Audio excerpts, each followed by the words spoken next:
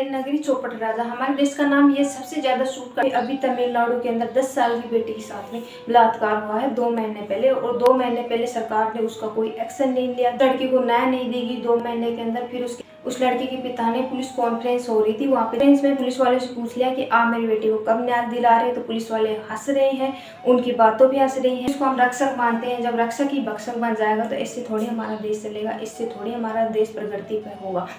क्या कोई उस पुलिस वाले से पूछ सकता है कि अगर यही बात, यही बलात्कार तुम्हारी बहन या तुम्हारी बेटी के साथ होता तब भी तुम ऐसे ही हंसती क्या?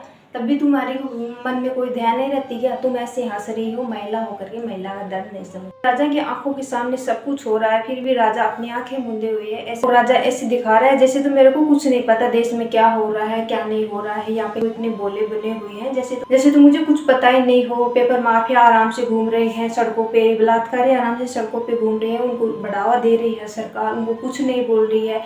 न्याय के लिए सरकार के पास जाते हैं, न्याय नहीं देती है सरकार। की बात आती है तब तो चुनाव को तो इतने स्टिक से करवाते हैं, तब वहाँ पे तो चीटिंग नहीं होती। पेपर में क्यों चीटिंग होती है? बलात्कारी क्यों पकड़े नहीं जाते? उनका इनकाउंटर क्यों नहीं होता है? उनका इनकाउंटर करने में क्या दिक्कत होती है? अगर बलात्कारी बलात्कार करता है तो 24 घंटे के अंदर उसका इनकाउंटर होना चाहिए, क्योंकि ऐसा होगा तो फिर आगे से कोई बलात्कार नहीं करेगा, आगे से कोई नया बलात्कारी पैदा नहीं होगा। उनके मन में डर पैदा रहेगा कि ऐसा करने से ऐसा होता है, इनकाउंटर होता है। तो हमारे देश की जनता ही खुश नहीं है तो फिर राजा क्या काम का? ऐसा राजा किस काम का? तो हमारा राजा चौपट राजा है, तो हमारे देश का नाम अंधेर नगरी चौपट राजा, ये सबसे ज़्यादा सूट करता है, यही नाम।